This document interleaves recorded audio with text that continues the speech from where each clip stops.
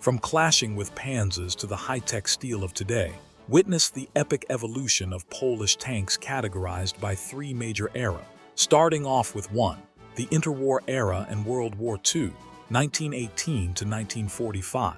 Renault FT, originally French but re-engineered by Polish hand, this compact war machine became a shield against Bolshevik forces in 1920. It was Poland's first foundation for armored warfare, forming the backbone of its earliest tank battalion and setting the stage for homegrown innovation. WB-10.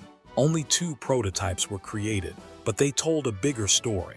Poland was experimenting with full-track systems to push through boggy terrain and rugged woodland. Mechanical issues held it back, but the project marked a turning point, testing what could work in Poland's harsh environments.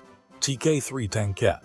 Light, fast, and relentless, the TK3 became Poland's first mass-produced armored scout. These nimble tankettes hugged the forests, executing ambush tactics along border regions. Deployed in the hundreds, they played a vital role when Germany turned its eye eastward. TKD. Think ahead of its time. This experimental platform mounted a cannon on the familiar TK chassis, offering early insight into mobile firepower. Meant to protect forest lines from lightning-fast invasions, it embodied Poland's growing tactical creativity. TKW. A bold upgrade attempt on the tankette formula. TKW introduced a rotating turret, rare for machines of its size. While it never scaled into full production, it proved Poland was thinking about armor agility and battlefield vision in new ways. TKS Tankette. Streamlined and sturdier than its predecessor, the TKS became Poland's trusted scout during an approaching storm. Improved engines allowed crews to outmaneuver German armor during the grim days of 1939. It was numerous, brave, and absolutely vital. 7 TPDW. Equipped with twin machine gun turrets, this variant honed in on infantry suppression. The DW stood for dual turret configuration in Polish. It was intended to clear the way for larger armored pushes and lay down crossfire in tight urban skirmishes. TKSD. An early Polish attempt at a tank destroyer in miniature. This version carried a 37 anti-tank weapon. Small, but lethal for its size, it aimed to surprise heavier invaders with firepower packed into a discreet, mobile frame. 7 TPJW. Preferred by tank crews, this single-turreted version mounted a Bofors gun, capable of cracking through enemy armor. Known for holding fast in the face of impossible odds, it battled fiercely in the streets of besieged Warsaw. PZ INTS 130. An amphibious design surprisingly ahead of its era. This prototype could cross rivers and lakes independently, a modern idea for the late 1930s. Though it never saw combat, it reflected Poland's vision of maneuver warfare through challenging terrain. 4 TP. This prototype aimed to leapfrog Poland's older tankettes. With greater speed, better armor, and a smaller profile, it was built for recon. The 4 TP narrowly missed production before war broke out, pausing its potential forever. 10 TP. Poland's answer to cruiser tanks. The 10 TP reached speeds unthinkable for the time. Built with Christie suspension, it skimmed across fields during trial. This machine proved Polish engineers understood the next stage, mobility domination. 7 TP. Diesel-powered and forward. The 7 TP stood tall as Poland's pre-war pride. It was more reliable than its peers and outperformed early German Panzer I and II units. For a fleet so few, they hit far above their weight during the 1939 defense. 9 TP. An evolution of the 7 TP with beefier armor for better battlefield survival. Plans for full-scale production were halted as enemy forces shut down factories during the invasion. It remains a symbol of what could have come next. TKS with 20 men km. Turning a scout tankette into a panzer killer, this version mounted a 20 cannon.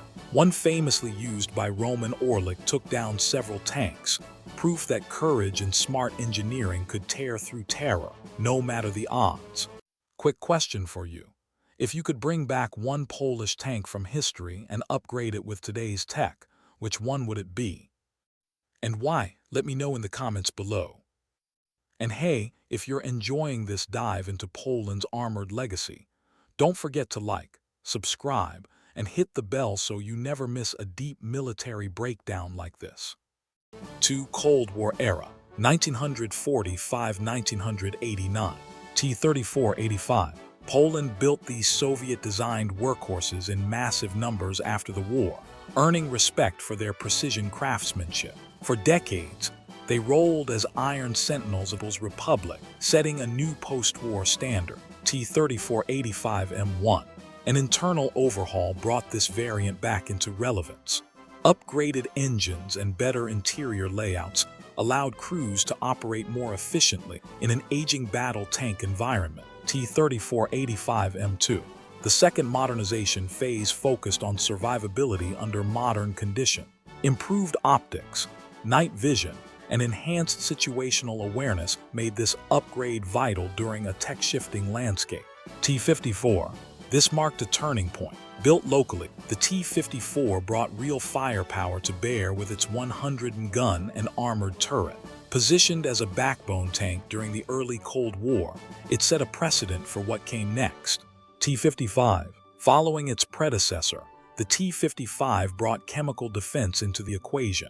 Widely produced, these tanks became battlefield mainstays for Warsaw Pact forces, including Poland, where adaptability kept them relevant. T-72. Poland gained production rights to this future-forward tank, armed with a 125 gun. Its compact silhouette made detection difficult, and its firepower turned heads. Late Cold War divisions relied heavily on its design. T-72M. Export-oriented and slightly stripped down, this version simplified some of the Russian tech but remained capable. Built under license, it stayed true to the rugged core of its predecessor. T-72M1. Extra armor plating on the hull's front gave this variant better protection. A direct response to new anti-tank threats, it strengthened Poland's armored divisions during a turbulent era. T-72M1D. This command variant traded ammunition space for advanced radio equipment. Designed to allow frontline coordination in fast-moving warfare, it became critical for directing mechanized units effectively. T-55M Merida, a domestic transformation. Poland's engineers pushed the T-55 into the modern age with reactive armor and enhanced fire control system. The Merida package brought decades-old vehicles into a whole new threat category. T-55Ams. Adapted to make the battlefield safer, this variant took on mine clearing with a vengeance. Heavy plows up front cleared danger zones for vehicles following close behind. It became a silent protector of armored convoy. T-72 Wilk. Named Wolf, this experimental upgrade played with advanced sensory system and next-gen armor enhancement. It served as a testbed for future upgrade, marking Poland's independence from imported design. 3. Modern Era, 1990-present. PT-91 Twardy. Born from the T-72 blueprint but redefined entirely. Fitted with Polish-made reactive armor and fire control systems, it became a symbol of domestic capability, not just survival, but dominance through innovation. PT-91M Pendikar. Customized for export, this tank carried Western engine upgrades and refined transmission system. It illustrated that Polish tank design was now globally competitive, not just nationally functional. PT-91X. Created as a technological showcase, it offered a glimpse into where Polish tank warfare could go. With top-tier thermal optics and digital system, this prototype placed modern battlefield control squarely in the hands of local engineers. WPB Anders. Not just a tank, Anders was a modular solution. Depending on configuration, it transformed into a light tank or heavily armed infantry. Its concept was built on flexibility and foresight. PT-91MA1. Poland wasn't done perfecting the Twardy. This version added smoother systems, upgraded electronics, and improved crew livability. It bought time until the next generation of high-tech armor would arrive. PL-01 Concept. A headline-grabbing marvel. Designed with stealth features to confuse radar and thermal imagery, the PL-01 looked like it belonged in a sci-fi epic. Though it never rolled off the production line, its intent was loud and clear. PT-16. Focused on NATO integration. This T-72 upgrade introduced a 120 standard gun, with stronger armor and digital enhancements. It represented a serious push to unify East and West tank doctrine. PT-17, a full system upgrade co-developed with Ally, fitted with cutting-edge sensors and improved firing accuracy. The PT-17 aimed to bring Poland's armored capabilities into perfect alignment with global defense standards. T-72M1R, a cost-effective life extension solution. This update preserved old hulls but added smart communication system and thermal sights. It showed that even aging hardware could keep pace with modern threats through smart adaptation. Leopard 2 PL, a peak in Poland's armored evolution.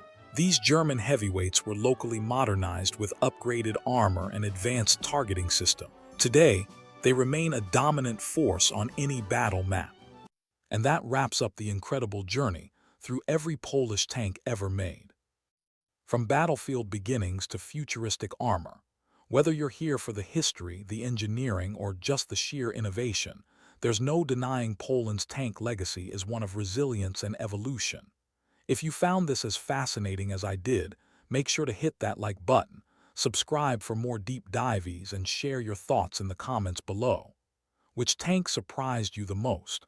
I'd love to hear it.